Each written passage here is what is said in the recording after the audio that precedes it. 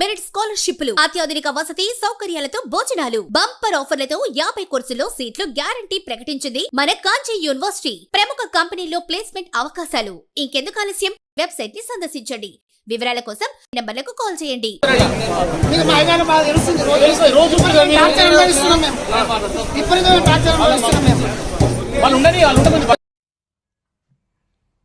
జగిత్యాల జిల్లా ప్రసిద్ధ పుణ్యక్షేత్రమైన కొండగట్టు శ్రీ ఆంజనేయ స్వామి ఆలయంలో అర్చకులు అధికారుల మధ్య జరుగుతున్న వివాదానికి తెరపడినట్లు కనిపించిన అంతర్గతంగా రగులుతూనే ఉంది. ఎంతో కాలంగా అవమానాలను ఎదుర్కొంటున్న అర్చకులు ఒక్కసారిగా మెరుపు ధర్నాకు దిగడంతో గందరగోళంగా మారింది. క్యూ లైన్లో వేలాది మంది భక్తులు నిలిచిపోగా చివరికి అర్చకులు లేకుండానే స్వామి దర్శనం చేసుకుని పలువురు భక్తులు వెనుదిరిగారు.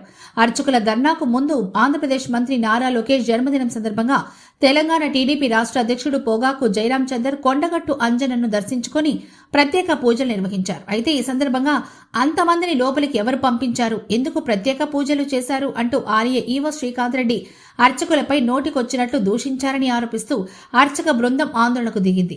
తమను అవమానకరంగా మాట్లాడడం, విధి నిర్వహణలో అడ్డంకులు సృష్టించడం సహించబోమని అర్చకులు స్పష్టం చేశారు. 5 పెడితే మేము తీసుకుంటే మేము దొంగలమంటుండు సార్. ఎవరు ఈవో గారు దొంగలమంట.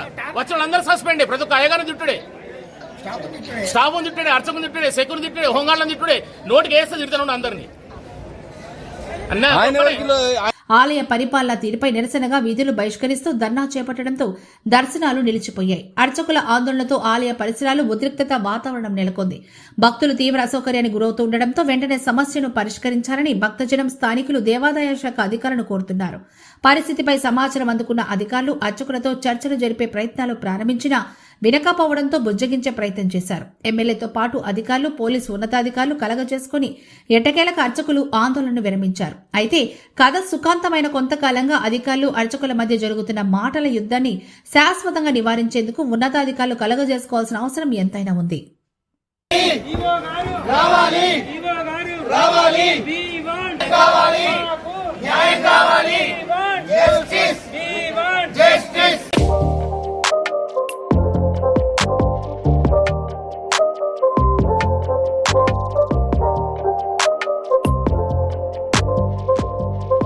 చెప్పండి, ఏం జరిగింది?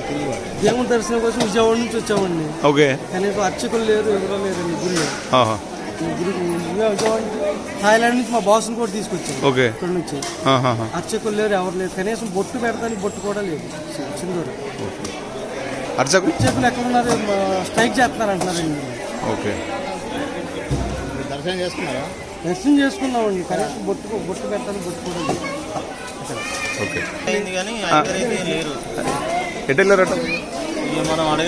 ఈ క్షేత్రంలో ఈరోజు కొంచెం బాధాకరమైన విషయం ఏంటంటే అర్చకులందరూ కూడా 3 నెలల నుంచి చాలా మానసిక వ్యధతో ఉన్నారు. ఈరోజు అనుకోకుండా పెళ్లు పిలికినటువంటి వ్యధ. ఈవో గారు దర్శనానికి వచ్చినప్పుడు మన ఎమ్మెల్యే గారు చెప్పినటువంటి వ్యక్తులు కాస్త తెలుగుదేశం సంబంధించినటువంటి వారు ఆంధ్ర నుంచి రావటం, నారా లోకేష్ గారి యొక్క బర్త్డే సందర్భంగా పూజలు చేయడం జరిగింది. టెంపుల్ సూపరింటెండెంట్ గారు చెప్పడం, ఎమ్మెల్యే గారు ఫోన్ చేయడం ద్వారా వాళ్ళకు బ్రహ్మాండంగా దర్శనం చేయించే బాధ్యత మాది. దర్శనం చేయించి ఉన్నాం. దర్శనం చేయించిన తర్వాత ఈవో గారు వచ్చి మీరు దేవాలయంలో రాజకీయం చేస్తున్నారు అని అంటే రకరకాలైనటువంటి పదజాలంతో మాట్లాడారు. మాకు సంబంధం లేదండి, వాళ్ళంతా దర్శనానికి పంపించిన వాళ్ళు మీ సిబ్బంది, అర్చకులకు సంబంధం లేదని చెప్పాం.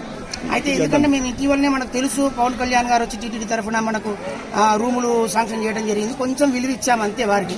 అంటే 10 నిమిషాలు చేయించాల్సిన పూజ ఇంకో 2 నిమిషాలు ఎక్కువ చేయించాము అంతే తప్ప మేము చేసింది ఏం లేదు. పంపించిన వాళ్ళు సిబ్బంది. అయినప్పటికీ కూడా ఈవో గారు కాస్త కోపానికి రావటం, అర్చకులందరినీ మీద దురుసుగా ప్రవర్తించడం, ఏమన్నంటే సస్పెండ్ చేస్తానటం, బ్లాక్మెయిల్ చేయటం, ఎవరన్నా 5ో 10ో ఇస్తే దాన్ని పట్టుకొని కాగితాలు ఇవ్వటం గత చాలా రోజుల నుంచి వస్తుంది. ఈ విషయం మేము ఎమ్మెల్యే గారి దృష్టి కూడా తీసుకువెళ్లడం జరిగింది, మంత్రి గారు చెప్పడం జరిగింది. సరే ఏది ఏమైనప్పటికీ కూడా ఈ రోజు మేమంతా విధులు బహిష్కరించాం. తర్వాతగా ఎమ్మెల్యే గారు ఫోన్లో మాట్లాడారు, మా సర్పంచ్ గారు ఉన్నారు, అదే మా సీఏ గారు ఉన్నారు. వాళ్ళు వచ్చి మధ్యవర్తిత్వం చేసి మేము తప్పకుండా మీ యొక్క సమస్యను పరిష్కరిస్తామని చెప్పడం ద్వారా భక్తులకు ఇబ్బంది చేయొద్దు గనుక మేమంతా ప్రభుత్వ ఉద్యోగులమే కాదు, ఈ దేవాలయంలో పనిచేస్తున్న వంశపారంపర్య అర్చకులము, అంతేకాదు ఆలయ అనువంశిక అర్చకులము. ఈ యొక్క దేవాలయానికి స్థాపితాన్ని కూడా మా యొక్క పూర్వీకుల నుంచే వచ్చింది. మేము ట్రస్టీలం అండి, దాంతోపాటు వంశపారంపర్య అర్చకులం. మేము ఈ 8 నెలల నుంచి కూడా ఇట్లాంటివి చేయకూడదని అనుకున్నాం. ఎందుకంటే దేవస్థానం యొక్క పరువు కాపాడాలి, భక్తుల యొక్క మనోభావాలను దెబ్బతీయొద్దనే ఉద్దేశంతో ఉన్నాం.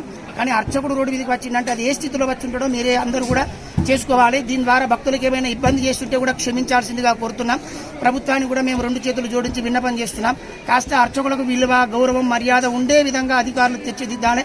మా యొక్క ఆలయ ఆచార సాంప్రదాయాల్లో కూడా అధికారులు కూడా జోక్యం చేసుకోవద్దని కూడా 2 చేతులు జోడించి మా అర్చకులందరి తరఫున కూడా మేము కోరుతున్నాము. జై శ్రీరామ్, జై హనుమాన్. ఇందులో పాల్గొన్నటువంటి మా యొక్క సర్పంచ్ గారికి కానివ్వండి, ఎమ్మెల్యే గారికి కానివ్వండి, అందరికీ కూడా కృతజ్ఞతలు తెలియజేస్తున్నాం.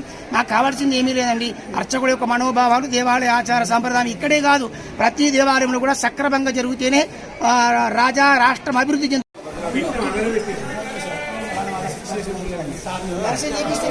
ఎందుకు సపోర్ట్ ఇస్తున్నారు సార్? మేము గొడవలు పడాం, ఇక్కడ దౌర్జన్యం చేయం సార్.